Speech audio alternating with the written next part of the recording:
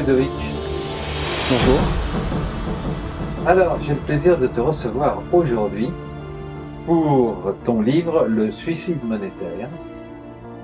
Tu vas pas avec le dos de la cuillère, je l'ai lu.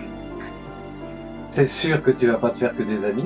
C'est quoi ton parcours pour arriver à nous sortir toutes ces réalités?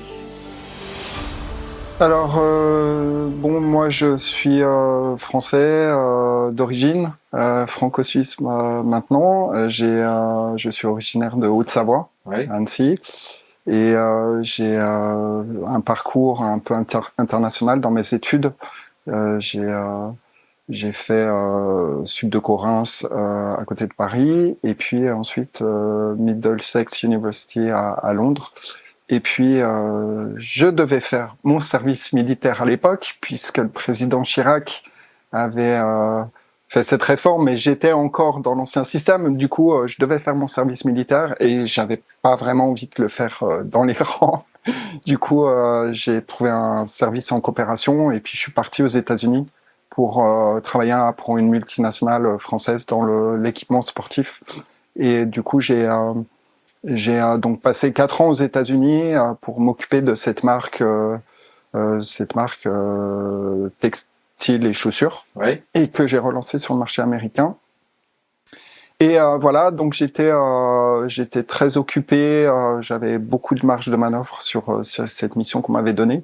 Et donc je suis arrivé aux États-Unis en 2000 et voilà, j'étais aux États-Unis quand il y a eu les attentats de 2001 à New York et j'étais assez impressionné par ce qui s'est passé et j'ai eu une réaction assez immédiate où je ressentais que le narratif qui était présenté dans ce qui s'était passé ne tenait absolument pas la route. Je croyais pas un mot de ce que les médias et la télé racontaient. Donc voilà, j'ai commencé à faire des recherches sur ce qui s'était passé ce jour-là. Et je suis très curieux de nature, donc je vais souvent dans des chemins peu fréquentés ou des choses très décalées. Et suite à ça, je me suis mis un peu le nez dans la finance, même si j'ai une formation de finance, c'est pas ma spécialité, parce que je suis plutôt business administration, management international. Et puis de fil en aiguille, donc j'ai cherché à savoir ce qui s'était réellement passé ce jour-là, et j'ai mis mon nez dans la finance plus en détail. Et voilà. Et au fil du temps, mais assez rapidement, j'ai compris ce qui s'était passé le 11 septembre. Et je suis rentré en Suisse et j'ai continué mes recherches par rapport au système monétaire. Et donc voilà, j'ai beaucoup travaillé à l'école autrichienne d'économie aussi, Oui, j'ai vu sur ton livre, oui. donc qui met au cœur de l'économie l'homme et pas des chiffres. La microéconomie. Voilà. Oui. Et je me suis penché sur beaucoup de points différents pour essayer de bien comprendre le système monétaire, comment il fonctionne. Et voilà, j'ai fait des découvertes assez stupéfiantes et je voulais partager tout ce que j'ai découvert en écrivant un livre. Voilà, j'ai été pendant une période assez prolongée pas bien du tout, parce que j'ai fait des découvertes qui m'ont beaucoup surprise et j'ai eu un fort sentiment d'injustice en fait, et c'est pour ça que j'ai voulu écrire ce livre. Alors, après nous avoir dit quel est ce beau parcours, moi j'ai lu ton livre et j'ai plein de questions à te poser. Notamment, j'ai pris des notes, où tu dis « Dès qu'une monnaie est monopolisée par une institution gouvernementale ou financière, par le biais du cours légal, nos libertés sont menacées, notre prospérité est mise en péril et la tyrannie commence à apparaître. » Là, ça c'est dans les premières pages, ça démarre très fort. Explique-nous pourquoi. Disons que le principe fondamental, c'est que on ne peut pas créer de la monnaie à partir de rien. La monnaie, historiquement, a été choisie par ses utilisateurs depuis des millénaires. Il y a différentes sortes de monnaies qui sont apparues au fil du temps. Des pièces de différents métaux, de l'argent, Le sel, même au départ. voilà, le sel au départ. Et petit à petit, il y a eu un basculement naturel vers l'or métallique et l'argent métal aussi. Et donc voilà, ce qu'il faut savoir, c'est que la monnaie, c'est une réserve de valeur, qui permet d'établir une confiance entre les personnes qui échangent des biens, des services, et que cette valeur correspond à un travail effectué et à un produit fourni, une prestation fournie. Et voilà, donc on a basculé sur un système qui avait une couverture d'or métallique partielle au départ. Et puis ensuite, il y a les banques centrales qui se sont créées. Bon, après, il y a tout l'historique de la création des banques centrales. Il y a plein de gens qui ont écrit des livres à ce sujet. Je me suis pas étalé là-dessus, mais ce qui s'est passé réellement, c'est qu'une poignée de gens très puissants, de familles financières très puissantes, je parle des Warburg, des Rockefeller, des Rothschild et d'autres familles, se sont regroupées en pools au début du XXe siècle, avant la création de la Banque centrale américaine, donc la Fed. Et ils se sont retrouvés sur une île qui s'appelle Jekyll Island, qui était une île très luxueuse pour des gens très puissants qui avaient beaucoup d'argent. Et ils venaient en retraite sur cette île qui est au large des États-Unis, qui est pas très loin. Hein. Et ils ont, en toute discrétion, en fait, commencé à travailler sur un projet de loi sur le Federal Reserve Act.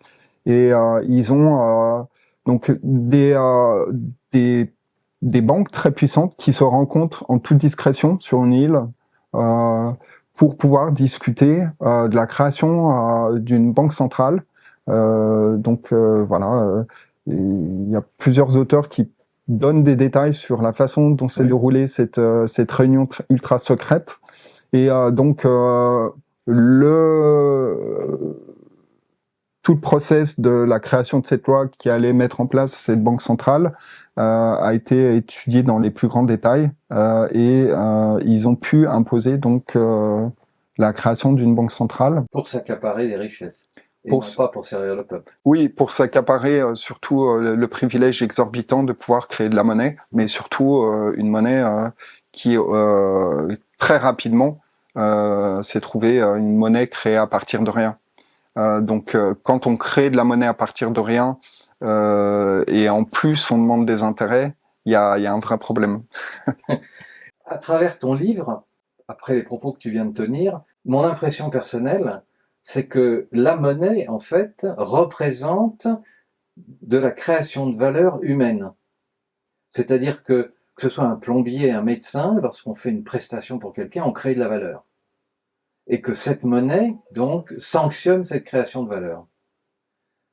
Or, ce qu'on lit à travers ton livre, c'est qu'en fait, la monnaie aujourd'hui ne crée pas de valeur, c'est un espèce de médium qu'on s'échange les uns avec les autres, qui circule, qui à la limite ne vaut rien, mais rassure tout le monde, parce qu'on s'échange de la monnaie par rapport à nos prestations, ou par rapport à nos œuvres, ou par rapport à nos idées.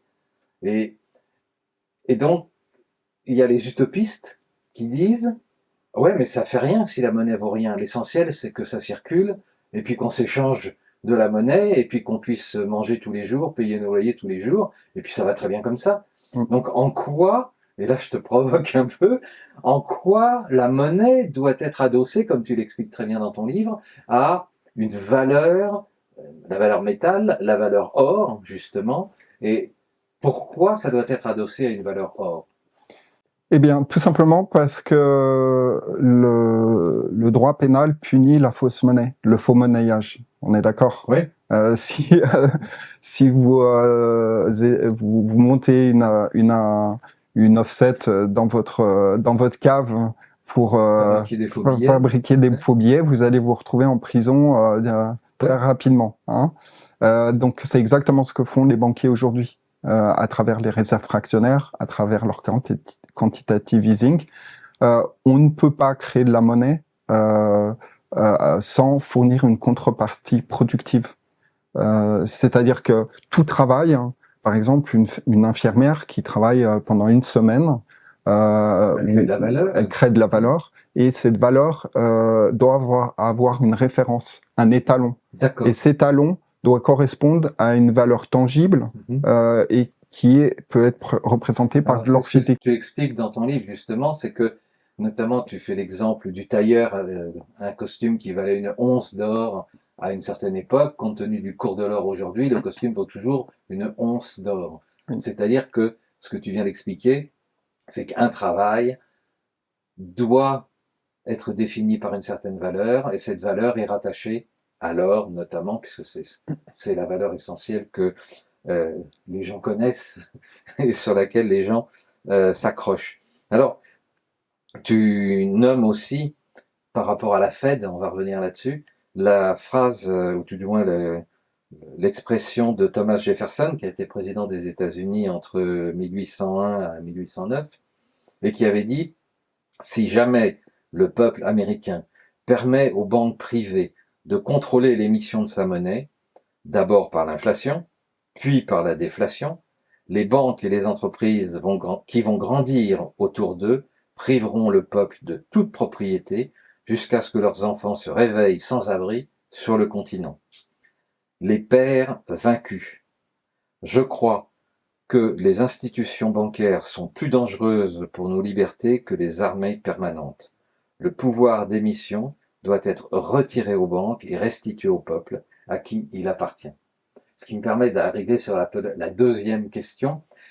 Comment vois-tu les choses pour que le peuple, si toutefois il se réveille, je vais être aussi provocateur que toi, mais ça se réveille de plus en plus parce que les gens commencent à comprendre.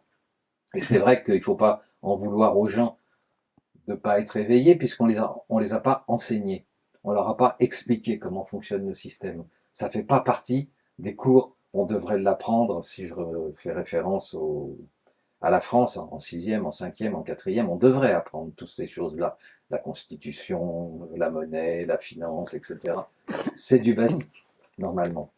Donc, aujourd'hui, comment vois-tu que le peuple puisse se réapproprier la valeur de la monnaie, ou l'émission de la monnaie, ou le contrôle de la monnaie? Alors, il y a plusieurs choses à faire. On est dans une situation, je vais dire, critique. Oui.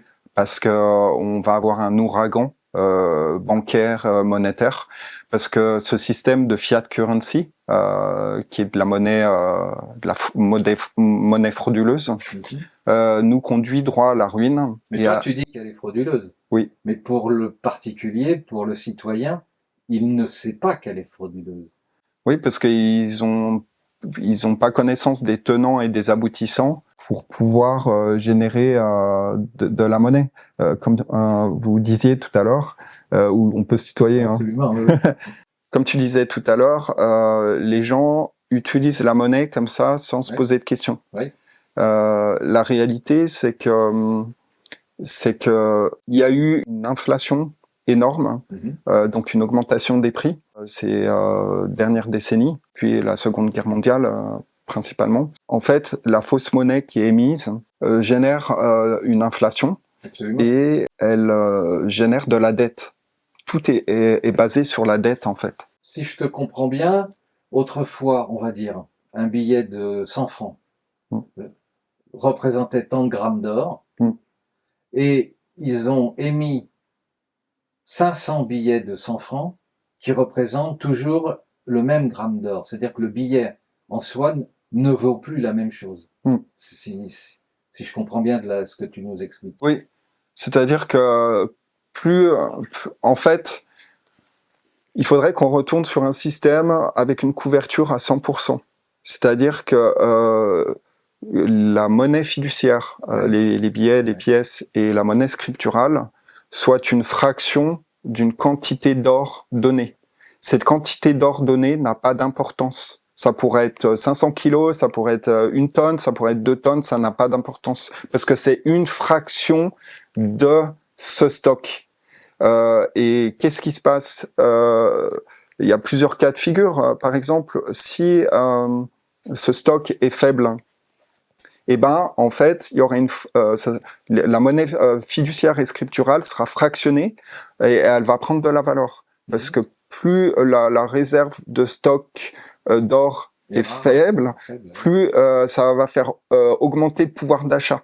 Ça va donner de la valeur aux billets qui seront émis par rapport à cette référence de stock. Et en fait, qu'est-ce que ça va engendrer? Ça va engendrer une déflation, une baisse des prix, donc une baisse des coûts.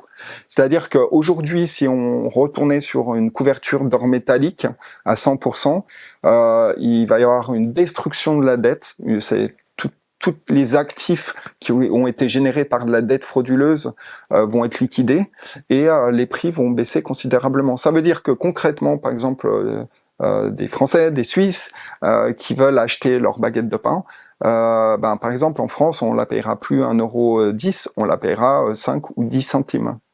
Et que le fameux centime vaudra beaucoup plus cher puisqu'il est adossé à l'or. Voilà, c'est ça. Alors qu'aujourd'hui, il est adossé à rien. Voilà. La fausse monnaie est une infamie, c'est un crime, c'est répréhensible par le droit pénal dans la législation. Personne ne peut faire du faux monnayage. Pourtant, c'est exactement ce que les banques font, les banques centrales, les banques commerciales à travers les réserves fractionnaires. Ça, c'est encore un autre point que j'explique dans mon livre. Oui. Mais donc, en fait, il y a un certain nombre de personnes qui disent que la monnaie elle est entre des mains privées, donc la Banque centrale américaine est une corporation, donc une société privée, c'est un pool bancaire, donc même s'il a un nom gouvernemental, ce n'est pas gouvernemental, c'est associé à des banques qui contrôlent le système. Donc le vrai pouvoir, déjà, il n'est pas politique, il est monétaire. C'est-à-dire que vous avez la première couche de la pyramide, c'est le pouvoir monétaire. Celui qui contrôle la monnaie, il contrôle tout le reste. C'est ce que disait d'ailleurs Amschel Rothschild tout au départ de la dynastie. Donnez-moi le contrôle de la monnaie, je me soucierai pas de qui fait les lois. Absolument. Voilà. Alors, puisque tu dis que la monnaie doit être gérée par le peuple et adossée à l'or, donc contrôlée par le peuple, donc là il y a toute une réflexion à avoir, mais tu parles aussi dans ton livre des bullion banks qui fixent le cours de l'or. Oui. Alors, comment, parce que là il y a un paradoxe, oui. Comment le peuple peut contrôler sa monnaie pour lui donner de la valeur en fait, et pour être certain que sa monnaie est adossée à l'or, si ce sont les banquiers qui fixent le cours de l'or? Alors justement, le fixing de Londres est dans les bureaux de la banque Rothschild. Donc le cours de l'or et de l'argent aussi métallique et d'autres métaux précieux sont manipulés, c'est clair.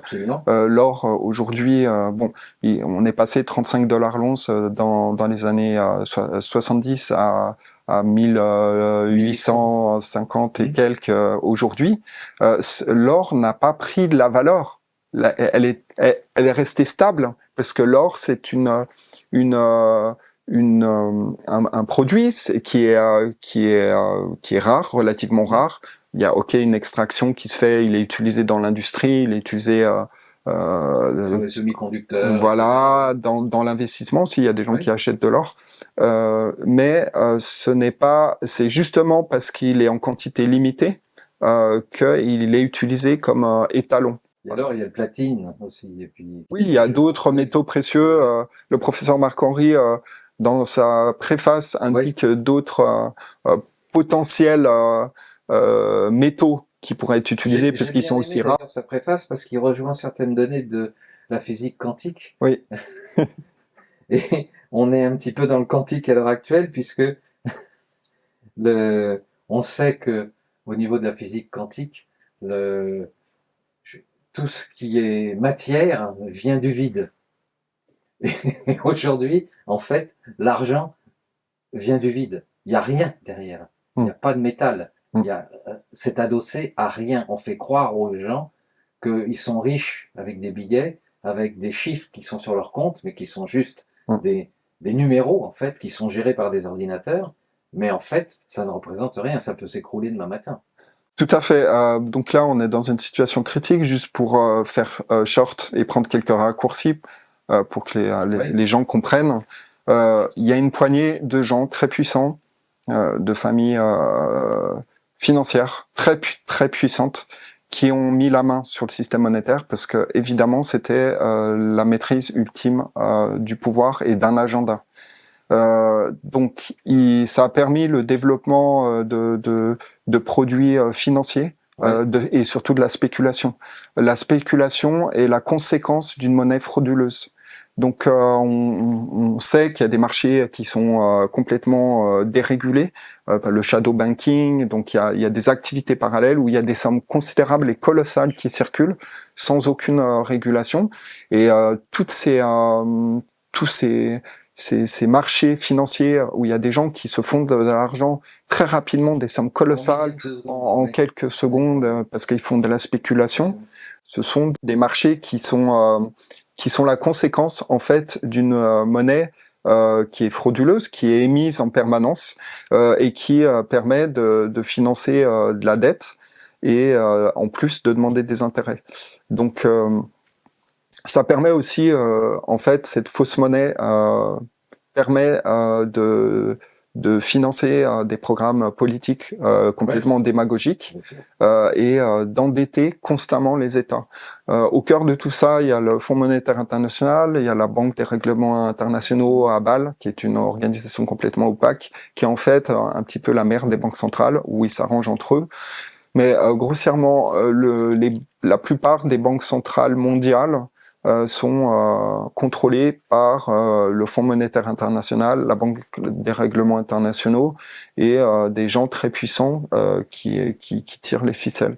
Donc la réponse qu'on peut apporter, il y a une réponse plus à moyen terme et une réponse plus à court terme par rapport à ce qui va se passer. Aujourd'hui, ce qui est important, à mon avis, c'est de s'assurer qu'on puisse acheter et vendre et échanger entre soi, en fait, avec des amis, avec des partenaires, voilà. Donc, à mon avis, ce qu'il faudrait faire dans un premier temps, c'est déjà émettre des pièces de cuivre et d'argent pour qu'on puisse financer et payer, acheter, vendre des produits de première nécessité. Ce qui aurait beaucoup plus de valeur qu'une monnaie numérique ou des bitcoins qui sont en train de se créer et qui reposent sur rien. Voilà. Sachant que le numérique, tout dépend de l'électricité. Si on nous coupe l'électricité, qu'est-ce qui se passe? Il se passe plus rien. Et tous les bitcoins et autres monnaies qui sont en train de se créer de toutes parts, sans autorisation des États d'ailleurs, simplement pour créer des échanges et qui, soi-disant, prennent de la valeur. Est-ce que tu crois sincèrement que les gens qui sont en place, les Rothschild, les Rockefeller, et les Warburg et compagnie, vont laisser ces monnaies-là exister? Alors, je pense que sur la blockchain et les cryptos, je parle un petit peu des cryptos en fin de livre.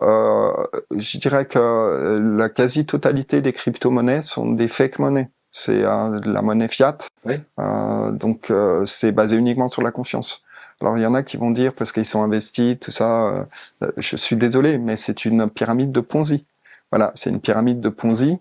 Donc il n'y a pas de valeur intrinsèque derrière, il n'y a pas d'actif réel qui est derrière ces crypto-monnaies. Donc ça, faut le savoir.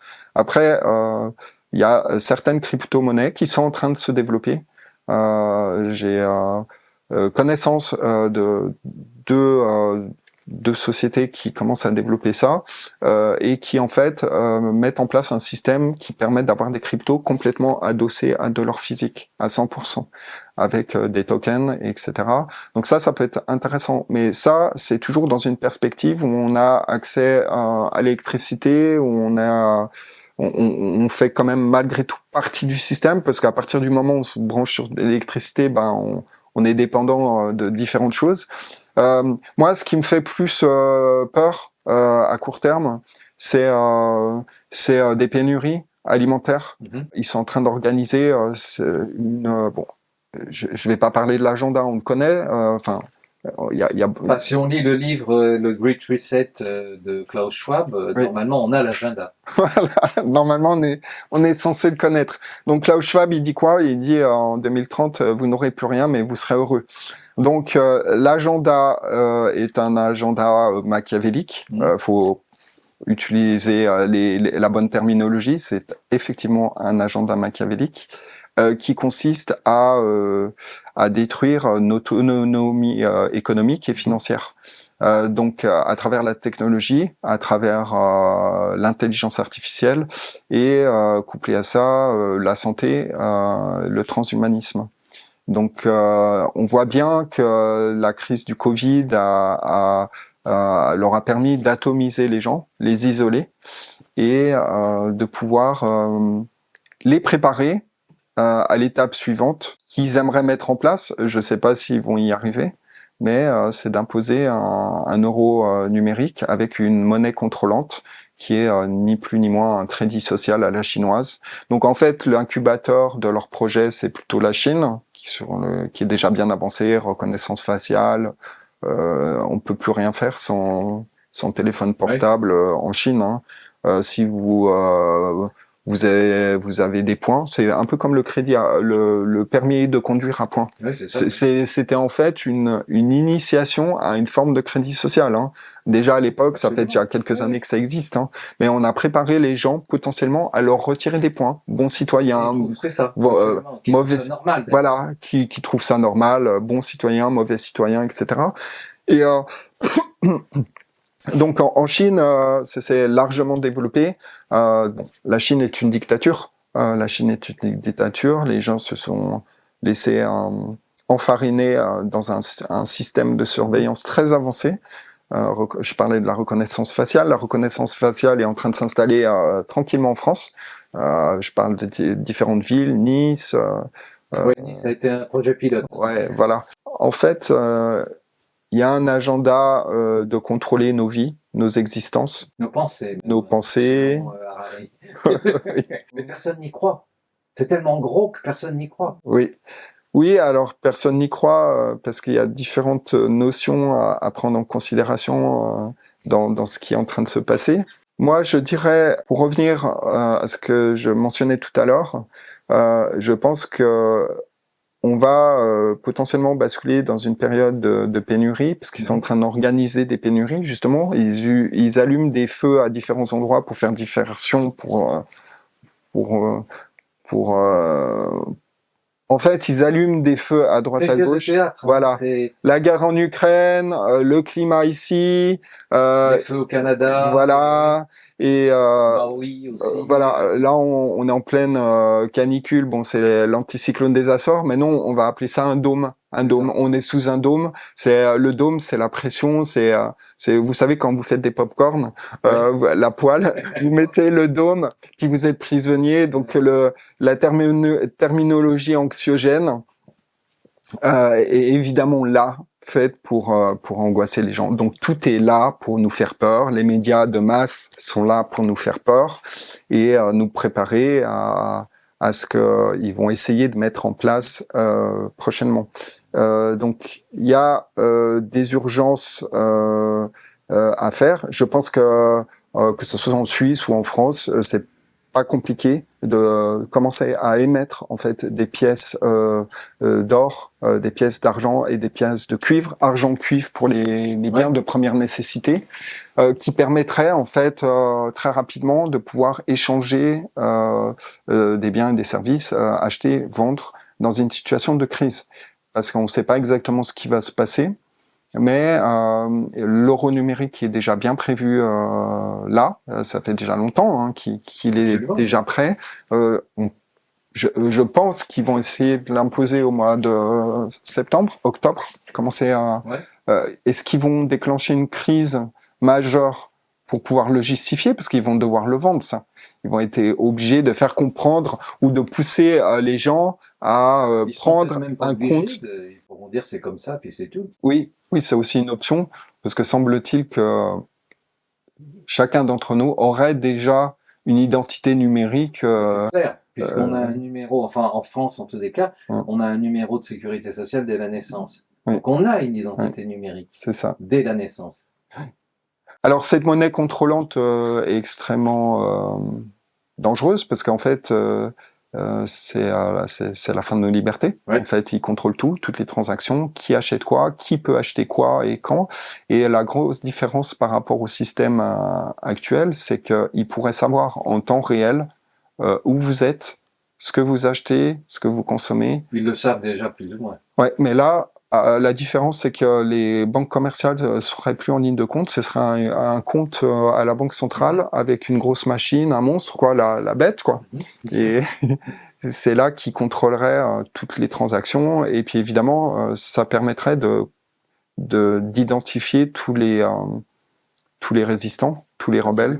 Absolument. Et puis, C'est déjà plus ou moins fait. Hein. soit les mettre en Ouais. prison, soit s'en débarrasser, soit. Absolument. Donc, non, on est face à des gens qui sont prêts à tout. Est-ce qu'ils vont réussir? J'en suis pas certain.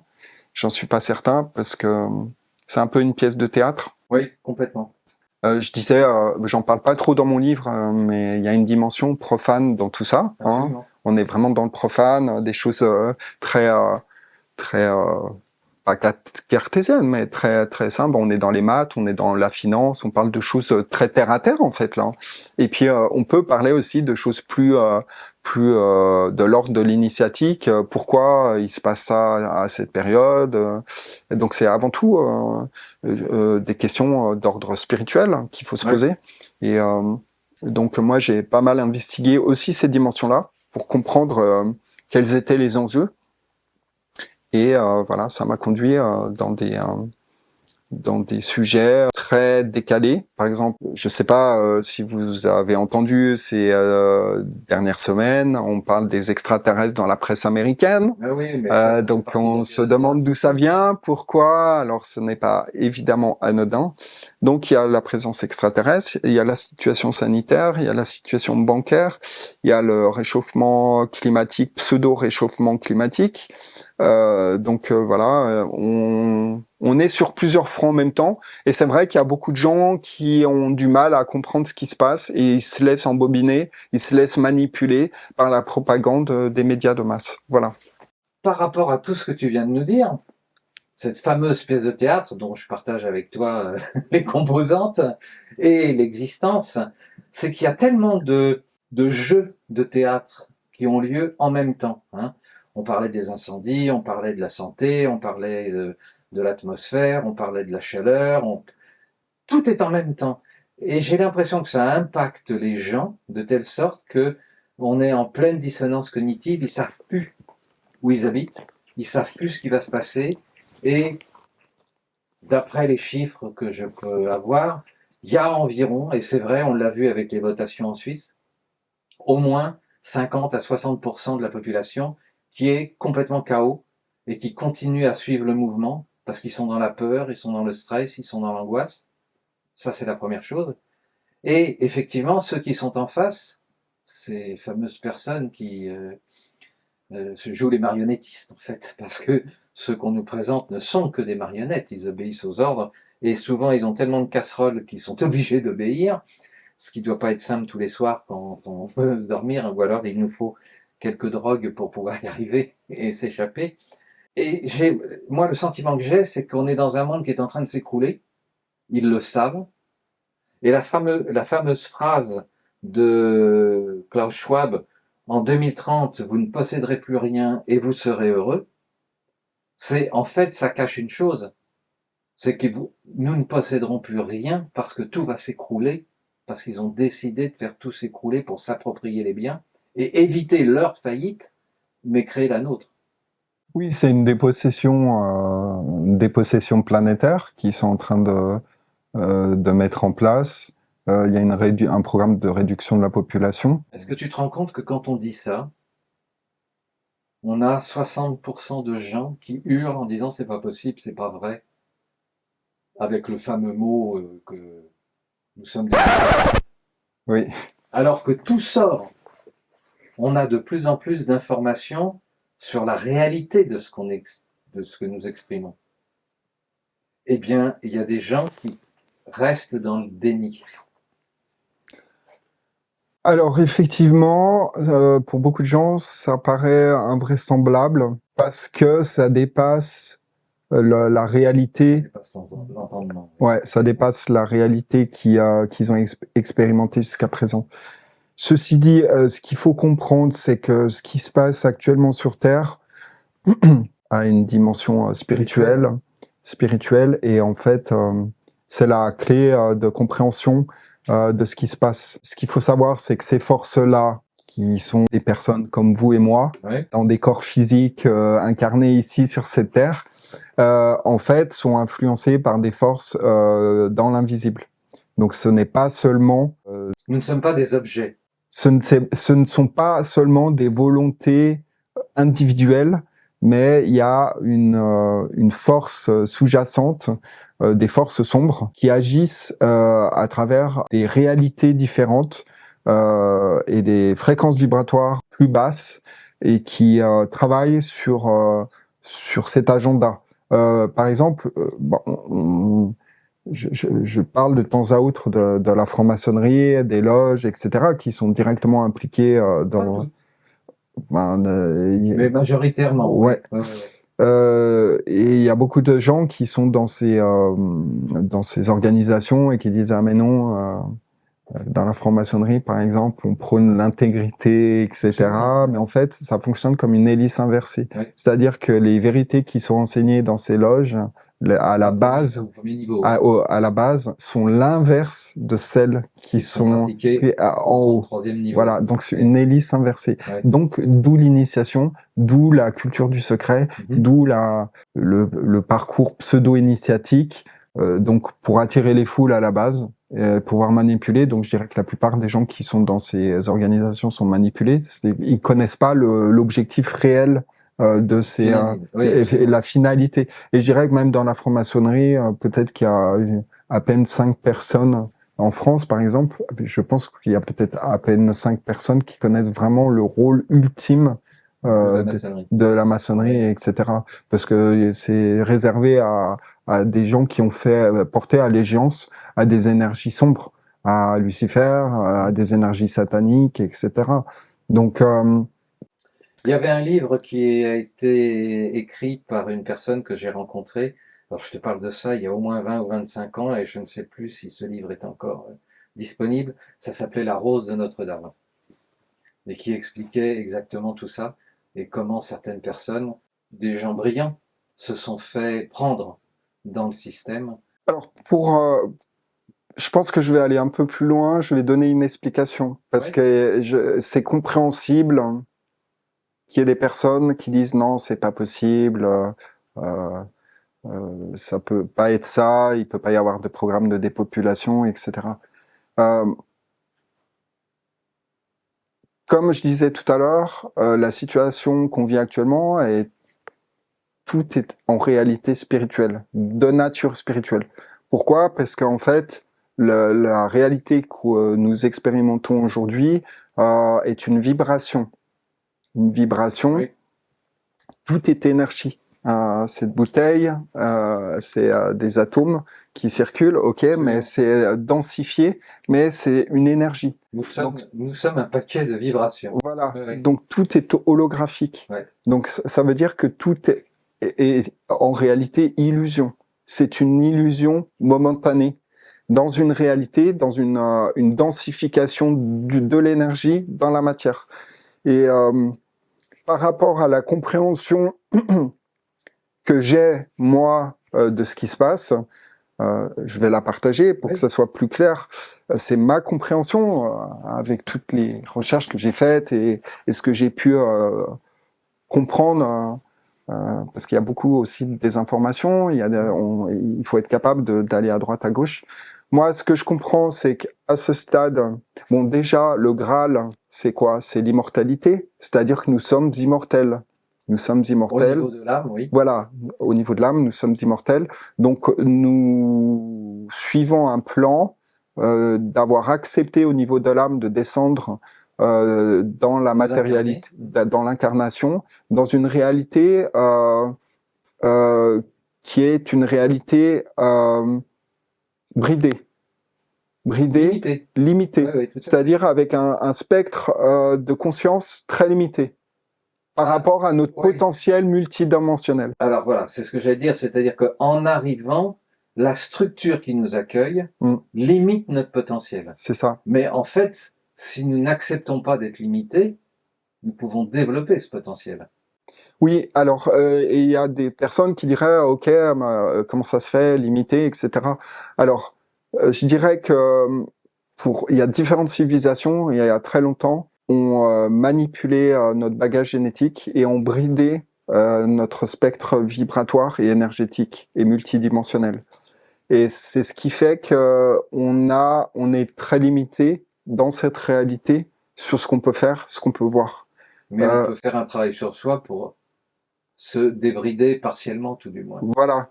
Donc il y a aujourd'hui un processus qui est en cours, un processus vibratoire, Oui, un on processus. le voit par les fréquences terrestres, entre autres, qui augmentent Voilà. régulièrement. Les fréquences énergétiques qui sont en train de changer. D'ailleurs, c'est pour ça qu'il y a une accélération des forces sombres avec Absolument, leur programme. Parce qu'ils savent qu'ils sont en danger. Voilà, ils savent qu'en fait, ça devient de plus en plus difficile pour eux au niveau vibratoire Ouais. de pouvoir exécuter leur plan, parce que leur plan peut être mis En difficulté. mis en difficulté par l'éveil, par la conscience. Absolument. Parce que comme tout est énergie, Ouais. et nous faisons tous partie de la même énergie en fait. Il n'y a pas entre vous et moi, essentiellement, on fait partie de la même conscience. Et ça, on peut s'en rendre compte quand on fait des expériences, par exemple, d'état de conscience modifié, Ouais. à travers différentes techniques. Hein. Absolument. Ouais, ouais. Mais je suis formé en hypnose, donc effectivement, arriver, et si on s'y met ensemble, à faire bouger les choses. Et en fait, cette prise de conscience qu'on n'est qu'une seule énergie, c'est là qu'on se rend compte de... Déjà, c'est hyper rassurant. Absolument. Parce qu'on se dit, mais c'est vraiment une pièce de théâtre Ouais. qui se passe sur cette terre. On descend sur cette terre dans une famille qu'on a choisie avant l'incarnation, Ouais. en choisissant certaines caractéristiques, en prenant une certaine personnalité, mais ce n'est qu'un véhicule momentané. Absolument. Et qu'on a eu de nombreuses incarnations pour pouvoir faire un cheminement qui appartient à un plan qui a été fixé par l'âme, d'avoir accepté cette expérience dans des réalités limitées et où certaines forces ont été utilisées pour la lumière. Parce que les forces sombres servent la lumière. Ça, faut le savoir. Il n'y a pas de lumière sans... Non, en fait, la force sombre, ce n'est que l'opposé de la lumière. Vous voyez ce que je veux dire? Absolument. Mais c'est pas dissocié. C'est pas séparé. Ça fait partie de toute façon de la même conscience. C'est simplement des entités qui ont choisi de s'écarter de la lumière. Parce qu'ils ont coupé leur connexion au cœur. En fait, tout fonctionne à partir du cœur. C'est l'énergie du cœur, c'est l'énergie de l'amour.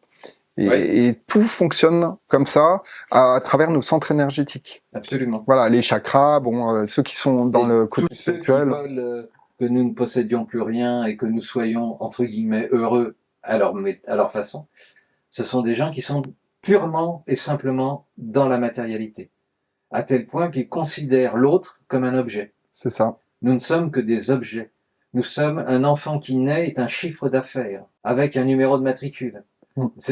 Tout est calculé, tout est dans ce mental et cette matérialité qui va leur permettre de s'enrichir et de prendre le pouvoir sur l'autre, comme on prend le pouvoir sur un objet ou sur un animal. Sauf que l'animal, il a ses limites. Si je prends le chien, il peut aboyer de temps en temps et mordre s'il n'est pas d'accord. Il n'y a que les humains qui n'aboient pas ou qui ne mordent pas, ou très peu, en tous les cas. En fait, ces forces-là reposent, puisqu'elles n'ont pas accès au cœur, puisqu'elles ne développent pas leur énergie du cœur, elles ont tout basé sur la technologie, sur le contrôle.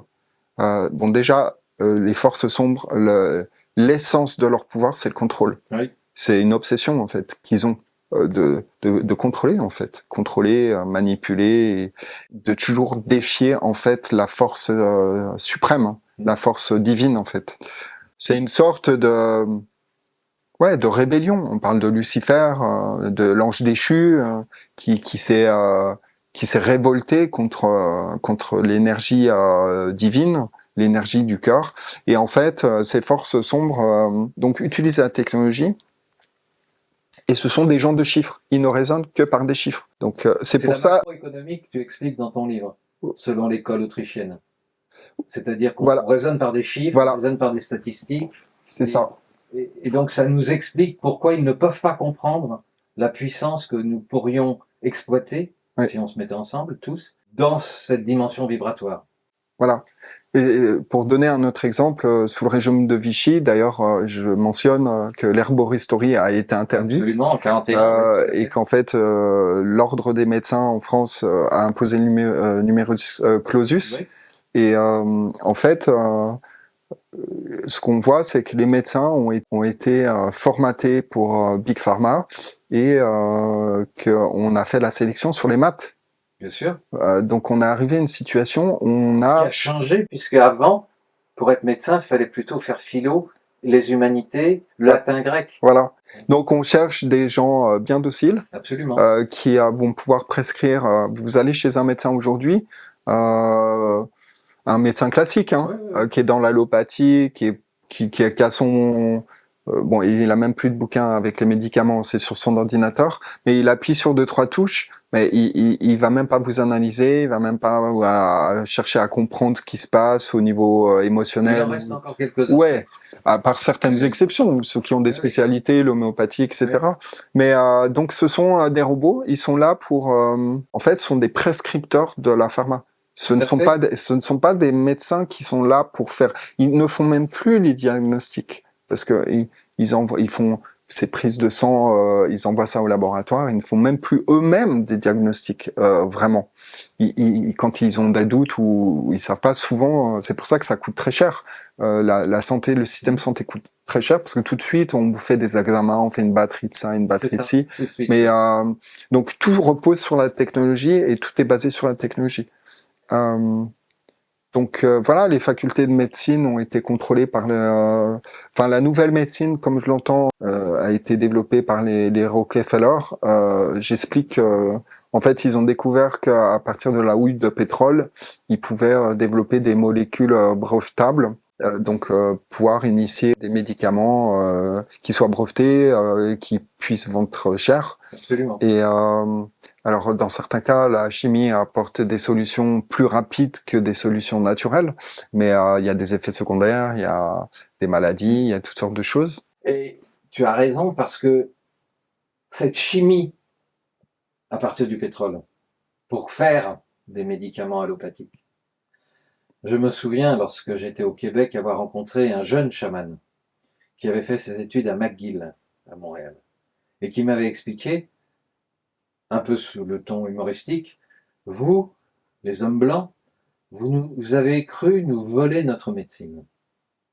Mais vous n'avez que reproduit l'essentiel, c'est-à-dire la partie chimique et non pas la partie physique, des plantes et autres systèmes et moyens que nous utilisons.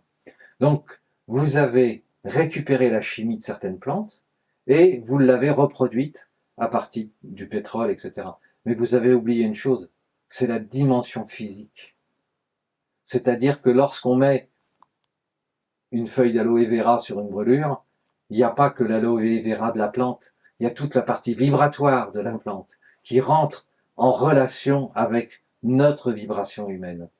Et c'est pour ça d'ailleurs que beaucoup de médicaments chimiques dégradent la santé, plus elles correspondent peut-être à supprimer la douleur ou une certaine souffrance, mais ça joue aussi sur d'autres facteurs, parce que la vibration de cette chimie est souvent une vibration basse, une vibration négative, qui va déconnecter la partie du corps qu'on veut soigner et qui va la faire chuter en termes de vibration au lieu de l'élever en termes de vibration. Et c'est toute cette partie-là qu'on n'a pas récupérée, qui existe chez les peuples premiers. Mais pour en revenir alors, si je fais un petit peu la mise en cohérence de nos propos, selon tout ce que tu as pu voir, analyser, ressentir, les gens qui ont cette dimension spirituelle auraient, je le mets au conditionnel, le courage, la force, la possibilité de créer cette nouvelle monnaie et de la faire circuler. est-ce que c'est sur eux que repose justement ce qu'on pourrait appeler ce nouvel âge, ce que j'aime pas comme terme parce que ça fait New Age et puis que ça englobe des choses pas forcément très claires. Est-ce que ce sont ces gens-là qui ont ce pouvoir-là, à condition de se réunir, de se mettre ensemble et de créer ça? Alors effectivement, je pense aussi que ça va se faire naturellement dans une situation de grande crise où les gens vont devoir de toute façon acheter, vendre et changer. Oui, Donc oui, il peut y avoir du troc, mais ça c'est limite. Donc un nouveau médium sous forme de pièces en cuivre, pièces argent, métal, ce serait la bonne solution, au moins pour payer et échanger des alors biens de comment se première nécessité. procurer ces minerais? Parce que Ben, c'est assez contrôlé. oui, n'importe qui peut émettre des pièces d'argent ou de cuivre en France. Il s'agit d'acheter la matière, Oui. trouver quelqu'un qui fait d'estampillage, qui peut faire ces pièces de différentes poids pour pouvoir répartir, pouvoir payer des biens de à différents prix, pouvoir rendre la monnaie entre guillemets. Donc ça, c'est une solution d'urgence. C'est une solution concrète. C'est une solution concrète Par qui rapport- permet d'avoir une valeur réelle entre C'est les ça. mains et d'établir rapidement la confiance. L'argent métallique aujourd'hui, il est largement sous-évalué, sous-évalué. Donc ça va prendre de la valeur. En plus, bon, actuellement, le cours est aussi manipulé comme l'or. Oui. Donc la Chine est en train de hausser le ton maintenant par rapport à ça, justement, ou parce que en Avec fait, l'aide de la Russie. peut-être aussi, mais en fait, il y a le fait que l'argent métallique soit sous-évalué. Je crois qu'il est autour de 25 dollars l'once, alors que son coût de recyclage est de environ 200 dollars. Donc, il devrait être beaucoup plus proche de l'or métallique, ce qui permettrait aussi son recyclage. Et c'est ce que la Chine est en train de faire, à laisser comprendre aux pays occidentaux maintenant. Donc, l'argent en métal risque de prendre de la valeur très rapidement. Donc, pour faire concret, vu ce qui se passe, oui, il faudrait que des sociétés françaises et suisses, il y a le savoir-faire, puissent commencer à émettre dès maintenant. Il y a des fonderies en Suisse. Oui, bien D'or sûr. et d'argent. Oui, oui, je crois que sur les 5 fonderies mondiales, il y en a 3 qui sont en Suisse. Oui. Donc on a un vrai savoir-faire pour ça. Donc de créer des pièces en argent et en cuivre et de pouvoir les faire circuler en fait déjà et qu'on puisse établir une référence dans les produits de grande consommation. Ok, ben j'ai des pièces en cuivre, combien il faudrait que je paye en pièces de cuivre pour acheter une baguette ou acheter des légumes, des choses comme ça, d'avoir un référentiel. Donc ça, c'est la première chose qu'il faudrait faire. Après, pour des transactions plus importantes, il peut y avoir des pièces d'or. Il faudrait qu'elles soient certifiées au niveau de la quantité des pièces en question, au niveau du poids et de la qualité, l'intégrité, de la pureté du métal. Donc ça, il y a aussi la technologie qui est là, qui permet de le faire assez rapidement, à travers des machines portatives ou des choses comme ça, pour vérifier l'intégrité des pièces et leur poids. Ce qui est tout autre chose par rapport au Bitcoin et autres monnaies, puisqu'effectivement, ceux que ça dérangerait pourraient débrancher les serveurs, et à ce moment-là, cette monnaie-là disparaît. Bah, le problème, c'est que la technologie, c'est bien, mais on est dans une situation où je pense que tous les coups seront permis. Oui, il peut y avoir des coupures d'internet, il peut y avoir des coupures d'électricité. Oui, je pense que c'est même dans l'agenda. Donc il faut être capable de gérer ce type de situation et pouvoir passer ces prochaines années. Moi, je pense qu'il y a 3-4 ans qui vont être... ces 3-4 prochaines années vont être très compliquées. Je pense que ça va monter en puissance jusqu'en 2025. Ouais. Donc après, je pense que il y aura des formidables opportunités. Ce qu'il faut bien comprendre, c'est que quand ces forces auront lâché, ne contrôleront plus le système monétaire, parce qu'il sera ouvert. J'explique dans mon livre, s'il faut abolir le cours légal, parce que le cours légal, c'est un cartel de monnaie. Le cours légal de l'euro, par exemple, est là justement parce que il est imposée par coercition. C'est-à-dire on peut pas utiliser une autre monnaie pour payer, et toute personne est obligée d'accepter des euros. Mais à partir du moment où il y a une abolition du cours légal, les personnes pourront accepter la monnaie qu'ils veulent, la monnaie en qui ils ont le plus confiance. Comme on avait Voilà. autrefois au Moyen-Âge en France avec des monnaies régionales. Voilà. Et en fait, c'est ce qui permet la concurrence et la comparaison. Et là, on sait que l'euro, c'est une fiat monnaie, c'est une monnaie de singe. Oui. Les gens continuent à l'utiliser parce qu'ils sont obligés. C'est parce qu'ils n'ont pas le choix et qu'ils ne peuvent pas comparer à d'autres monnaies adossées à des actifs réels. Mais à partir du moment où l'or physique, par exemple, ou l'argent métal deviennent ouverts et que chacun peut payer en argent ou en cuivre ou en voilà, l'euro il disparaît. Donc L'euro ça veut dire que c'est ceux qui sont, je veux dire la force noire, hein, on va revenir sur Star Wars, oui. La force noire peut demain matin voter une loi comme quoi frapper monnaie est interdit. Oui, il pourrait le faire. D'ailleurs, la loi de il y a des limites 73 en France, qui a été signée par Pompidou et qui donnait à la banque Rothschild le droit de frapper la monnaie à la place de l'État, va dans ce sens. Alors justement, c'est bien que tu mentionnes ça, c'est qu'en fait, il y a pas mal de gens qui pensent que on a compris que avant c'était l'État qui émettait la monnaie, oui. Les résultats étaient quasiment les mêmes que la situation où ce sont des privés, des intérêts privés, des intérêts financiers privés qui émettent la monnaie. En fait, dans les deux cas, que ça soit gouvernemental ou que ça soit des corporations, des sociétés privées, le résultat est le même, c'est-à-dire qu'ils impriment de la monnaie à partir de rien, à travers l'inflation. Puisque donc, ce sont les politiques, voilà. Dans un cas, ce sont les politiques qui font tourner la planche à billets, dans l'autre cas, ce sont des sociétés privées qui ont créé des marchés financiers, de la spéculation de manière exponentielle, encore pire que le système étatique, parce que pendant le système étatique, évidemment, il y avait le marché financier, toutes sortes de produits, dérivés, etc. Mais donc dans les deux cas, on aboutit au même résultat. C'est pour ça que, pour moi, la monnaie doit être émise par différents acteurs, qu'elle puisse être comparée, qu'elle soit en concurrence, et que l'État ne joue uniquement un rôle de certificateur de la qualité et du poids, mais qu'il faut retirer complètement le pouvoir d'émettre la monnaie par l'État. Parce que remettre le pouvoir de la monnaie à l'État, c'est la porte ouverte à tout ce qui s'est passé dans l'histoire et dans le passé. Absolument. C'est la création de monnaie frauduleuse et de la fausse monnaie, tout simplement. Donc, on pourrait imaginer une coopérative populaire où chaque habitant du pays a une part de la coopérative, lui donne un droit d'accès, de contrôle de la valeur de cette monnaie.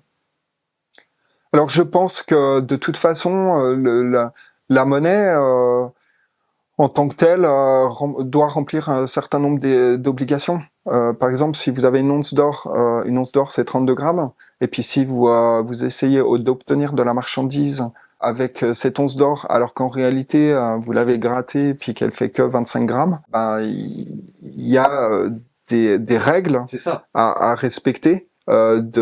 D'honnêteté en fait, d'intégrité par rapport à ce que vous échangez. Ça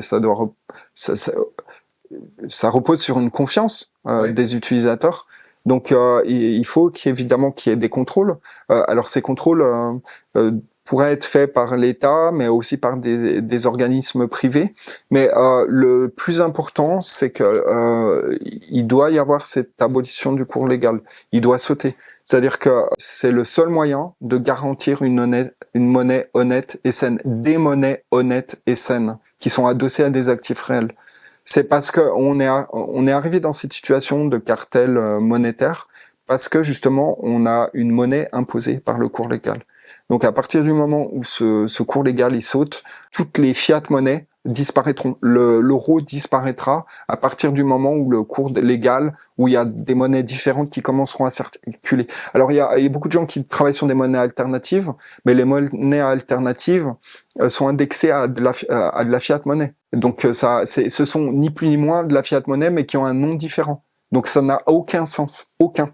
par rapport à ça, et par rapport à tout ce que tu as écrit dans ton livre, avant d'en arriver à les arguments pour sortir de l'euro, ce que je retiens, c'est que on retrouve dans la dimension spirituelle la valeur des métaux précieux, qui sont conducteurs, mais qui sont porteurs de ces vibrations et de cette spiritualité. C'est pas par hasard que les anciens utilisaient l'or, l'argent comme métal pour propager, pour diffuser alors on peut appeler ça les mantras, les prières, etc. On retrouve ça dans toutes les religions.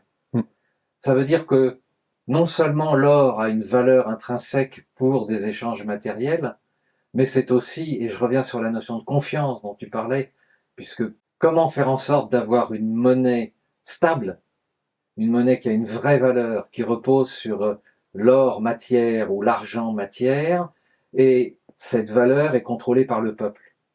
Et je crois que, moi je fais un peu l'analyse ou la synthèse des choses, c'est en fait que cette confiance, à travers la matière, elle est diffusée. C'est-à-dire si je donne une pièce d'or à quelqu'un, je lui fais confiance sur la prestation qu'il va m'offrir. Et donc cette pièce d'or, elle porte plus que sa valeur matérielle. Elle est porteuse aussi d'une vibration. Oui. Il y a cette dimension spirituelle Exact. dans la matière. Exact, parce que c'est un échange énergétique. C'est ça. En fait, la monnaie, c'est un échange, c'est une énergie en fait. Absolument. C'est une énergie et qu'on doit faire circuler. Voilà. Et quand vous payez avec quelqu'un avec une carte, alors qu'avec des pièces, ça a une autre signification. Surtout il y a une distanciation, il y a une atomisation des relations d'échange. Si ma pièce d'or, elle est chargée de respect, de confiance, d'honnêteté, et que je la transmets à quelqu'un, je lui transmets du respect, de la confiance et de l'honnêteté. Là, on est en train de changer vibratoirement la relation entre les uns et les autres. Oui, parce que de toute façon, aujourd'hui, la plupart des paiements sont faits par carte, de manière numérique.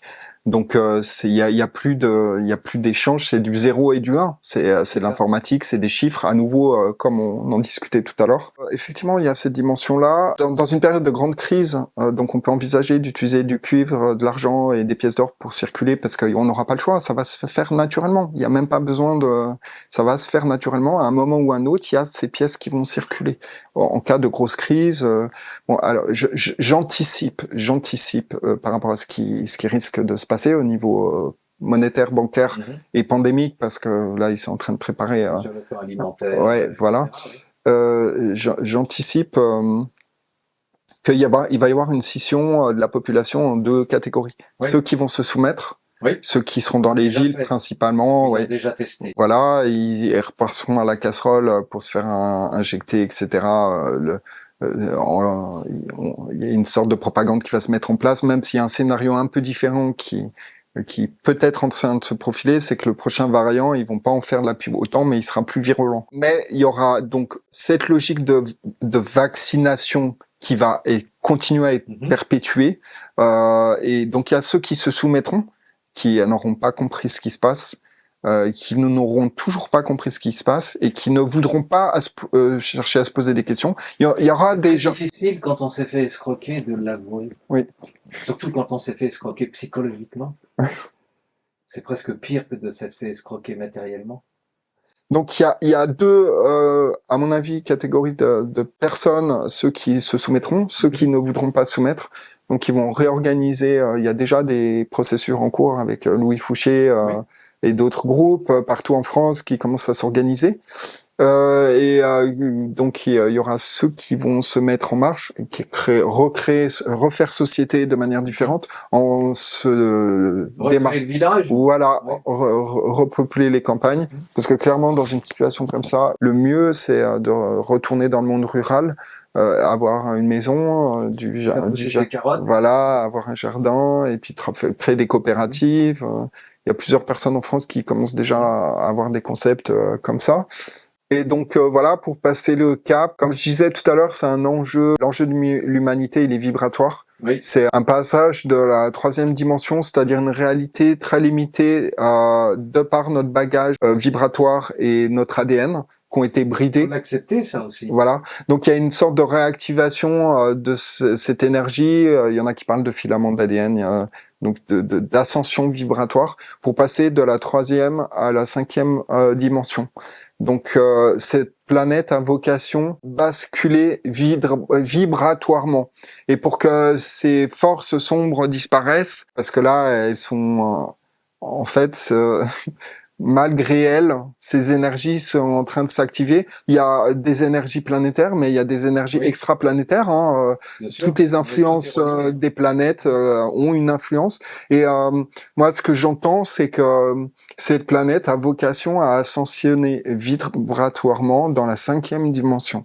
Donc l'enjeu de l'humanité aujourd'hui, c'est un éveil de conscience et une réactivation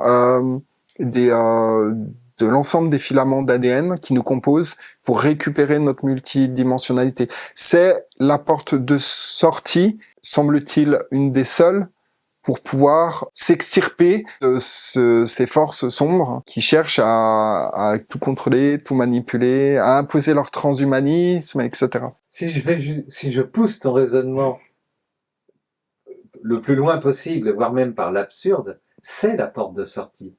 Puisqu'à l'heure où nous quittons cette terre, nous échappons justement et nous rentrons dans cette cinquième, voire sixième, septième dimension. Notre âme, elle, survit et rentre dans cette dimension de l'amour. Donc, est-ce qu'on veut le faire de notre vivant ou est-ce qu'on doit attendre que notre corps meure? Parce que ce n'est jamais que notre enveloppe terrestre qui se désagrège et qui meurt, alors que ceux qui sont dans la force noire aimeraient pouvoir vivre 300 ans et survivre à tout ça, mais parce qu'ils n'ont pas compris que c'est leur âme le plus important, leur cœur et leur esprit qui est leur force. Alors justement, c'est juste par rapport à la technologie et justement pourquoi ils cherchent l'immortalité, c'est qu'ils veulent éviter les cycles d'incarnation, parce qu'ils sont prisonniers de ce cycle comme vous et moi. Donc ils perdent leur pouvoir. Voilà, donc en fait, eux, pour pouvoir interagir dans ce monde 3D, ils sont obligés de faire comme tout le monde, de passer à travers un cycle d'incarnation. Il y en a qui disent que le plan qu'ils ont actuellement, il date de plus de 3 siècles. Et puis il y en a qui se disent mais non, mais c'est pas possible. Mais en fait, ce qu'il faut savoir, c'est que depuis 3 siècles, il y a ce plan qui se met en phase et qui. Mais c'est souvent les mêmes personnes qui reviennent, qui se reprennent, qui se réincarnent et qui continuent le plan au fil du temps. Ces forces-là sont rassemblées dans un groupe et c'est les mêmes qui à chaque fois se réincarnent au fil du temps pour continuer le programme. Ça, c'est une supposition parce qu'on n'a pas de preuve formelle. Mais il y a une partie qui doit effectivement faire partie de ce plan. Après, je pense qu'il y a d'autres éléments qui viennent compléter pour pouvoir continuer le programme. Et puis, il y a des gens qui volontairement rejoignent ce programme parce qu'ils ont besoin de pouvoir. Oui. Ils ont la pathologie du pouvoir et parce que la pathologie du pouvoir supplante la pathologie de l'argent. Oui. Ils ont besoin de l'argent pour financer leur pouvoir. Oui, alors justement, aujourd'hui, bon, on le voit au niveau politique, il y a beaucoup de gens qui sont affiliés à ces forces-là. Quand vous voyez Alain Berset sur un char à la Pride faire le signe, donc ces gens-là se révèlent. Absolument. Ils révèlent leur allégeance. Absolument. Comme Doris Dotard avec les cornes rouges. Parce que ils sont persuadés que ça y est, ils ont le pouvoir et ils sont immunisés, ils ne craignent rien, ils sont protégés. C'est à ce moment-là que ça chute. Bah, ces manifestations visibles, en fait, ils révèlent leur allégeance énergétique. Donc, on a compris que ces personnes-là travaillent pour l'agenda. Ça me fait penser à la fin de l'Empire romain. J'ai l'impression qu'on est en plein dedans.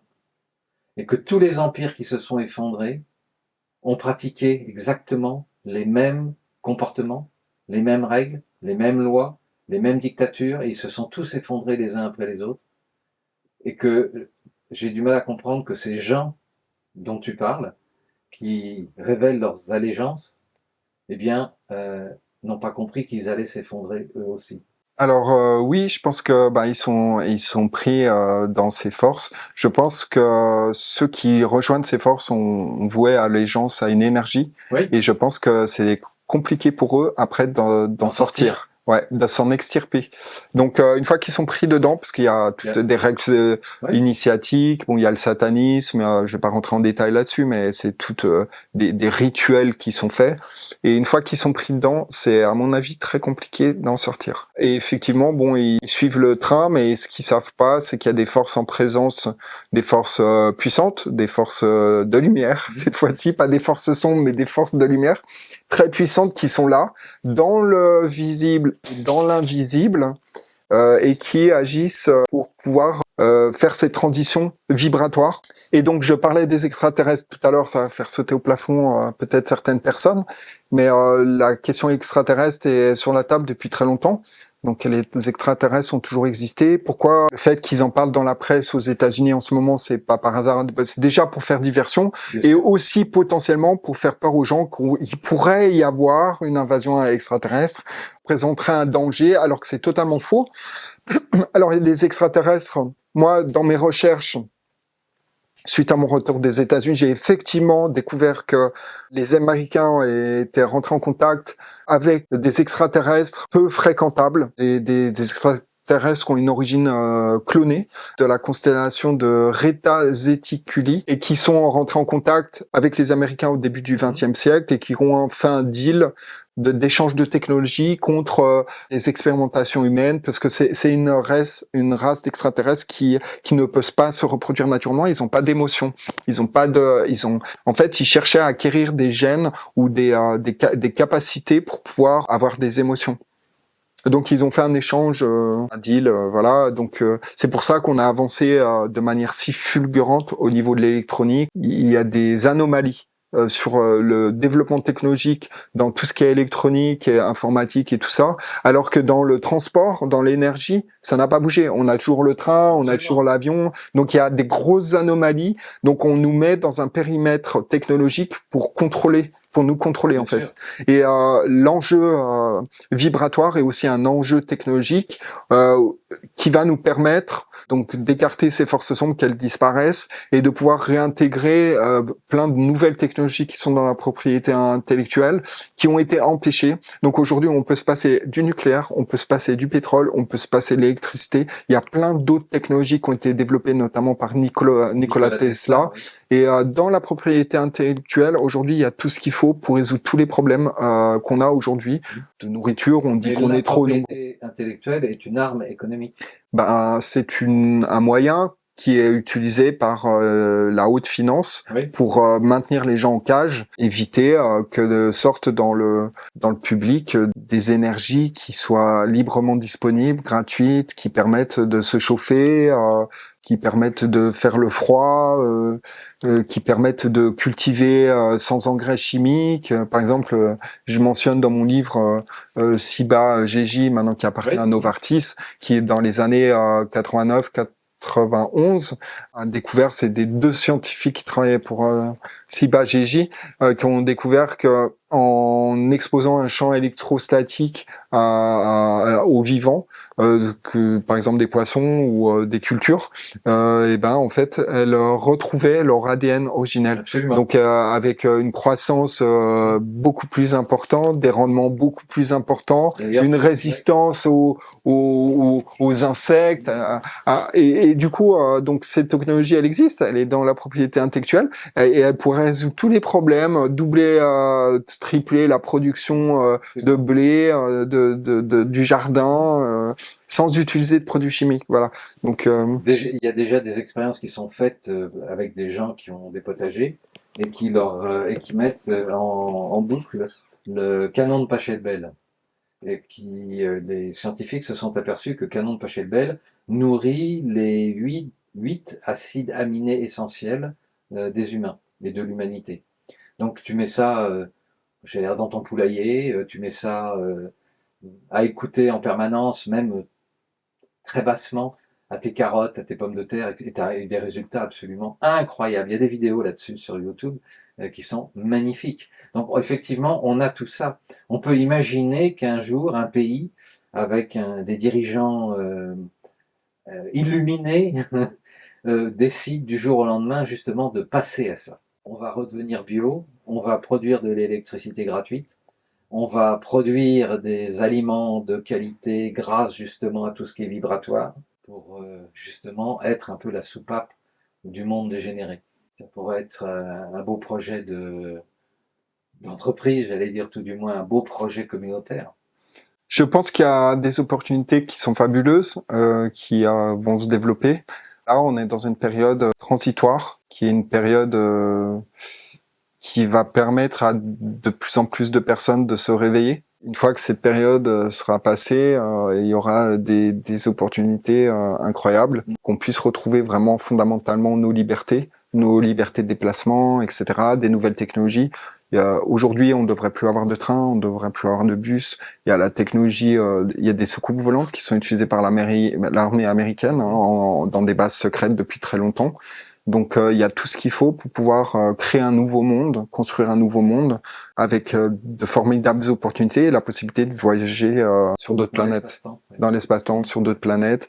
Et donc je vous parlais de force en présence, donc évidemment il y a les forces spirituelles qui sont là en présence, mais il y a aussi une force extraterrestre qui est en présence, qui est en attente, qui est en orbite et qui garde la main sur ce que ces forces sombres parce qu'ils peuvent pas faire n'importe quoi. Ils ont déjà évité un certain nombre de catastrophes, notamment nucléaires. Ouais. Exact. Donc, ils gardent parce qu'en fait, ces forces extraterrestres sont des forces qui viennent de différentes planètes, qui sont beaucoup plus avancées spirituellement que nous. Ils savent que si jamais nous avions une guerre nucléaire, ça va déstabiliser tout le système en entier. Voilà. Donc, ce sont des civilisations très avancées spirituellement et technologiquement. Et ils ont une force de frappe qui est beaucoup plus importante que ces forces sombres. Donc, ils sont là, ils sont en attente, ils contrôlent ce qui se passe. Il y a certaines choses qu'ils peuvent faire. Ouais. Mais ce que j'entends, moi, c'est qu'il y a ces équipes qui sont là en orbite, mais il y a des équipes au sol. Donc, il y a pas mal de gens en fait, qui sont au sol et qui sont en train de préparer la transition, etc. Donc, ce qu'il faut savoir, c'est qu'à terme, je pense assez rapidement, une fois que ces forces sombres auront été neutralisées, je pense qu'on arrive vraiment à la fin, là. On est vraiment à un moment critique où ça va s'accélérer et on approche vraiment la fin parce qu'ils sont en train de faire de plus en plus d'erreurs. Oui, justement, parce qu'ils veulent. Voilà. Ils n'ont plus le côté stratégique. Et je pense que toutes ces forces de protection qui existent savent aussi que les humains doivent vivre un moment de chaos terrible et doivent souffrir dans leur chair pour comprendre. Parce qu'on aura beau leur dire, on aura beau être des gens éveillés, on aura beau peut-être avoir reçu pour certains des messages ou des missions d'éveil. Pour autant, nous sommes ostracisés, nous sommes repoussés, nous sommes moqués.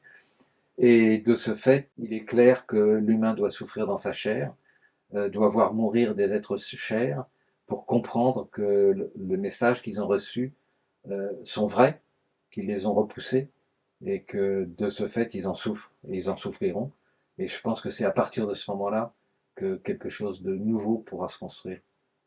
Mais malheureusement, les gens ne comprennent que dans la souffrance. Je pense qu'il n'y a pas de sauveur. On voit bien. Nous sommes nos propres sauveurs. Ouais. Il y a beaucoup de gens qui suivent Donald Trump aux États-Unis en pensant que c'est le Messie. Oui. Mais il n'y a pas de sauveur en tant que tel. Bon, les États-Unis, ils gèrent leurs problèmes. Nous, faut qu'on gère nos problèmes. Absolument. Qui travaillent pour des forces blanches, je le pense. Ouais. Je le pense. C'est une évidence vu la façon dont il est diabolisé. Il ménage la chèvre et le cheveu, on va dire, parce qu'il faut qu'il passe entre les gouttes. Il y a pas mal de gens qui pensent qu'il est toujours président des États-Unis, ce que j'ai tendance à penser aussi. Mais bon, on sait pas trop ce qui se passe en coulisses. Mais tout ça pour dire que finalement, c'est nous, à notre propre niveau, au niveau local, qu'on va pouvoir se réorganiser, refaire société. Je pense qu'il va y avoir aussi une forme de saturation du numérique, parce que du matériel même, je dirais. Oui, parce que les gens sont isolés, ils se parlent plus et tout ça. Et en fait, c'est antinomique avec la réalité de qui nous sommes vraiment. On a besoin d'altérité Ouais. pour grandir. On a besoin d'émotions, Oui. on a besoin d'échanger des choses. C'est notre vraie humanité. Et ces forces-là sont inhumaines. D'ailleurs, elles ont pas je vais pas aller trop loin là dans l'explication, mais ces forces-là, fondamentalement, ont une origine reptilienne. Que certains prétendent. Ouais, elles ont une origine qui viennent d'autres planètes, donc il y a des mondes sombres, et il faut le savoir, il y a des planètes sombres, il y a des mondes sombres. Ça ne veut pas dire que tous les formes reptiliennes sont néfastes ou malveillantes, hein. Il y en a qui sont bienveillantes, etc. Mais fondamentalement, ces forces qui agissent sur les marionnettes là ont une origine qui n'est pas terrestre, pas humaine. Voilà. Alors, Jean... C'est pour ça d'ailleurs que dans les ressources humaines, on a changé la terminologie. Avant, on appelait le service du personnel, etc. Oui. Voilà. Mais ressources humaines. C'est comme si on était que des ressources. Bien sûr. Nous sommes des objets aux yeux de certains. On va en venir à ton livre pour terminer cette interview. Parce qu'on pourrait, je crois, durer encore. Ça pourrait durer des heures. Parce qu'il y a plein de sujets, en fait. Bien sûr. Il y a plein de. Ouais, moi, j'ai essayé de faire des ponts entre les différents événements. Oui. Parce que je parle pas que de la monnaie. J'utilise la monnaie comme colonne vertébrale. Puis je parle de différentes choses. Mais, en fait, ce que j'ai voulu faire, c'était faire des connexions. Des passerelles entre les différentes choses. Tout est relié. Si on revient à la physique quantique. Tout communique entre tout. Donc le suicide monétaire, et je reviendrai sur donc la seule monnaie véritable, c'est l'or physique. Alors je pense qu'on est dans une période encore transitoire où on utilise la monnaie, c'est un moyen d'échange, oui. Mais qu'à terme probablement qu'on n'aura plus besoin de monnaie parce qu'on sera dans un système qui sera différent. Parce qu'on sera dans un monde d'abondance et qu'on n'aura pas plus à utiliser ce médium-là. À court terme, c'est ce qui, de toute façon, le système tel qu'il est construit aujourd'hui, comme je le dis dans mon livre, a en lui les germes de sa propre destruction. Donc, d'une façon ou d'une autre, le système va pas perdurer, il va s'effondrer de lui-même. Et voilà, donc je donne aussi des recommandations en fin de livre sur ce qu'il faut faire. Il faut débancariser. Il faut potentiellement acheter de l'immobilier, même s'il est surévalué. Il faut pas avoir d'argent sur des comptes bancaires. Peut-être acheter un peu de crypto, mais moi je conseille de la crypto qui est adossée à des actifs réels, oui. L'or métallique ou l'argent métal. Il y a certaines cryptos qui commencent à se développer comme ça, qui sont complètement backées, tokenisées. Donc on peut te rejoindre sur t'as des blogs d'information. Alors moi j'ai deux podcasts, un podcast qui s'appelle franceliberté.tv et puis l'autre c'est Conscience Astrale. Conscience Astrale, c'est deux chaînes que j'ai sur YouTube et il y a deux sites qui sont associés et puis ils sont consultables sur les plateformes de podcasting, Spotify, Apple Podcast. Les gens qui veulent t'interviewer ou avoir des conseils, ils peuvent te contacter. Oui, ils peuvent me contacter. On mettra tes coordonnées sur la vidéo. Oui, sur franceliberté.tv. En un seul mot, France Liberté. Ouais, franceliberté.tv et puis dans le formulaire de contact, et puis on peut me joindre. Merci Ludovic. Merci à vous. C'était riche. À bientôt. Merci, à bientôt.